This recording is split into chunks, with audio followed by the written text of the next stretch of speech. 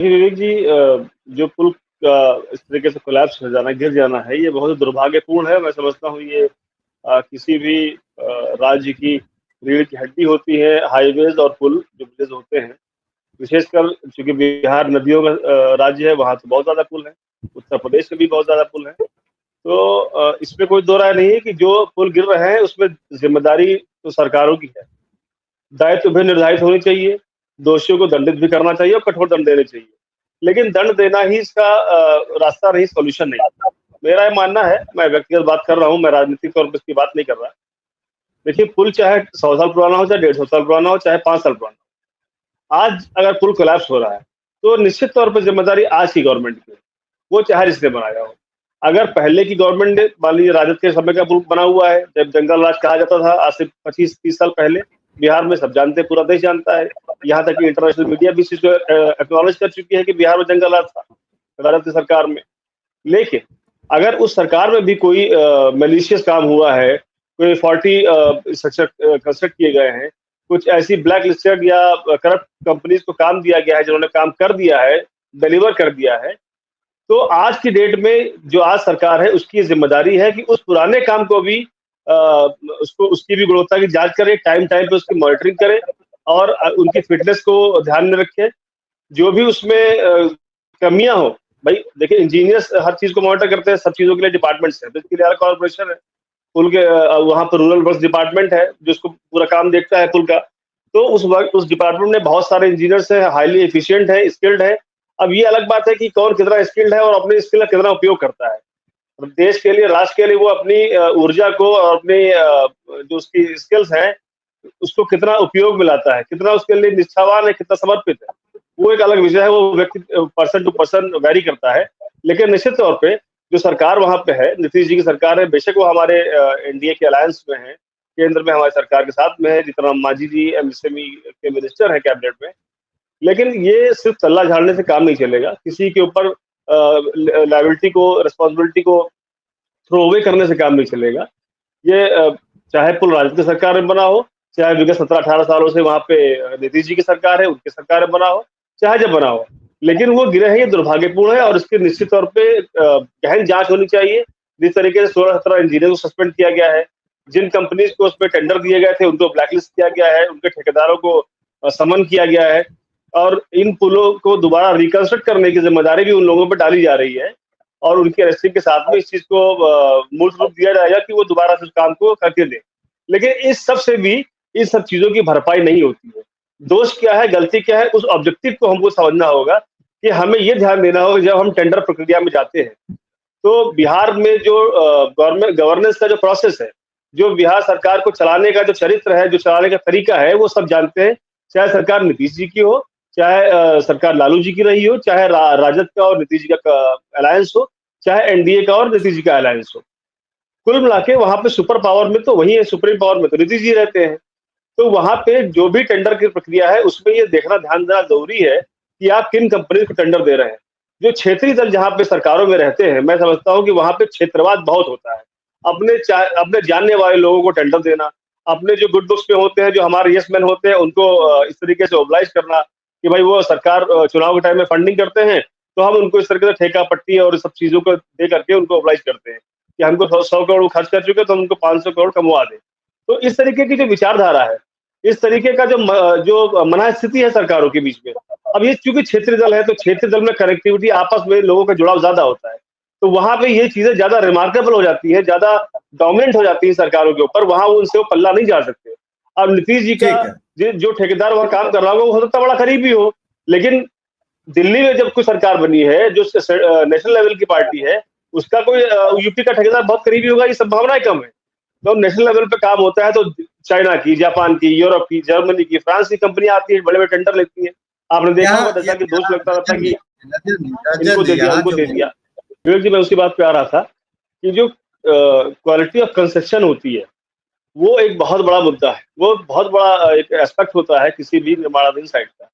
विशेष करके जब हम पुलों की बात करते हैं जो नदियों के ऊपर, बड़ी नदियों के ऊपर बनते हैं, या बड़े फ्लाईओवर्स बनते हैं जो शहर के बीच में होते हैं, अब उसमें सबसे बड़ा जो कंसर्न, पॉइंट ऑफ कंसर्न है, वो ये है कि पुल अगर गिरेगा तो उसके ऊपर जो भी ट्रैवल कर रहा होगा, जो भी ट्रांसपोर्टेशन चल रहा होगा, वो सारा पानी में समा जाएगा, उससे बचने की 0% संभावना है कि कोई बच पाए, क्योंकि अटेंडम होगा, उस समय मछुआरे नहीं होंगे, उस समय डाइवर्स नहीं होंगे जो उनको बचा के निकाल पाए।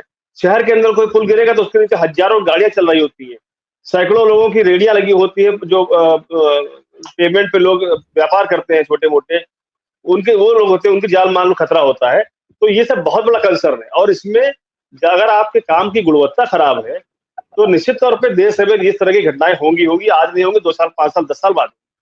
तो ये मेरा कहना है कि इस चीज को, अच्छा चूंकि ये सब्जेक्ट जो है ये स्टेट का है, बेशक इसमें पैसा कई सारे प्रोजेक्ट्स में केंद्र सरकार से भी आता है, बट उसको उसकी पूरी मॉनिटरिंग जो होती है वो स्टेट गवर्नमेंट के हाथ में होती है। तो यहाँ पे दोष स्टेट गवर्नमेंट और उनके अधिकारियों पे है। अब यहाँ पे स्टेट गवर्नमेंट के अधिकारी कितनी एफिशिएंटली काम कर रहे हैं ये तो सरकार को देखना है। दूसरी जो इसमें दिक्कत है, वो दिक्कत बिहार में विशेषकर इसलिए है कि जो बिहार का सामाजिक संरचना है, जो वहाँ का सामाजिक ढांचा है, पॉलिटिकल और सामाजिक दोनों, वो उसमें इतनी विसंगतियां हैं कि उस चीज को ओवरकम कर पाना बड़ा मुश्किल है। आज जंगल राज वहां से खत्म हो चुका है, उसके बाद भी लोग कहते हैं विकास पुरुष है नीतीश जी, लेकिन उसके बाद भी जो हम लोग देख रहे हैं वहां पे विपक्ष में होने के बाद भी जो पॉलिटिकल पार्टीज है उनका दखल रहता है। अभी किसी ठेकेदार को वहां ठेका मिल जाता है, वो भले स्टेट की तरफ से मिले, लेकिन तब भी उसमें लोकल गुंडों का दखल रहता है, लोकल के नेताओं जो विपक्ष में उनका भी दखल रहता है। अब किसी ठेके में अगर 50% कमीशन बांट देंगे तो 50% पे काम करेंगे तो गुणवत्ता तो गिर ही जाएगी। आपसे 1 मिनट का रिस्पॉन्स हमें और चाहिए होगा। आप मुझे प्रिवेंटिव मेजर्स में बताइए कि केंद्र सरकार क्या कर रही है, क्या योजना है, कुछ ऐसा आया है और कि इस तरीके की घटनाओं को रोका जा सके। और आप वहां सत्ता में हैं, आप किस रूप में नीतीश सरकार को सलाह देते हैं कि इस तरीके की चीजें हो? बस ये जल्द एक वाक्य में कंप्लीट बिल्कुल विवेक जी, प्रिवेंटिव मेजर्स में जैसे मैं आपको बताना चाहूंगा कि भारतीय जनता पार्टी में इंटरनली कैबिनेट के बीच में, मंत्रिमंडल में भी और पार्टी स्तर पे भी इस तरीके का मंथन चल रहा है पिछले कुछ वर्षों से कि जिन योजनाओं में केंद्र सरकार का भी पैसा लगता है, जिन योजनाओं में केंद्र सरकार प्रत्यक्ष या परोक्ष रूप से किसी भी स्टेट में सम्मिलित है, उसकी जो मॉनिटरिंग है वो जब उसका कंस्ट्रक्शन हो, from the day of tendering, issuing notice, उस दिन से लेके till the date of delivery of that project, जब तक वो प्रोजेक्ट डिलीवर नहीं होता, जब तक उसका लोकार्पण नहीं हो जाता, उस दिन तक केंद्र की और स्टेट की एक ज्वाइंट कमेटी हो जो उसको मॉनिटर करे, हर एक एंगल पे उसका केंद्र में भी ऑडिट हो, स्टेट में भी ऑडिट हो, और जहां पे कोई डिस्क्रिपेंसीज पाई जाए उस पर सख्त से सख्त तुरंत कार्रवाई करी जाए। ये प्रिवेंटिव मेजर पे मंथन चल रहा है, मुझे लगता है कि बहुत जल्दी लागू भी हो जाएगा।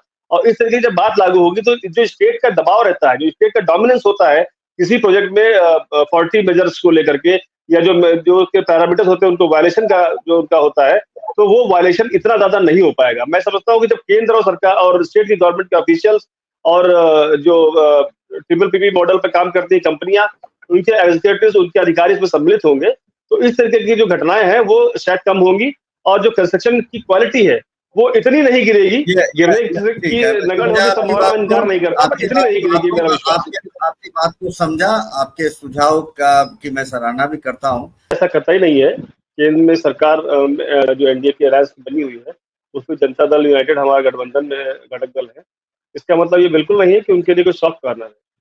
हाँ, निश्चित तौर पे, लेकिन जब तक किसी के ऊपर दोष सिद्ध नहीं हो जाता है तब तक उसको उसके खिलाफ अनर्गल प्रलाप करना ये भारतीय जनता पार्टी का चरित्र नहीं है।